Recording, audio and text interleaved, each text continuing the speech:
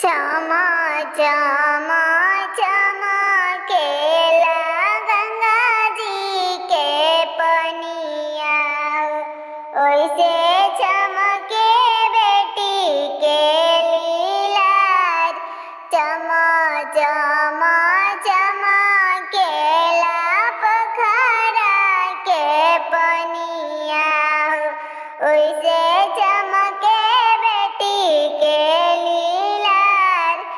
चमा चमा चमकेली बेटी हो सुंदर बेटी, बैठेली पापा जी के जान, बैठेली पापा जी के जान।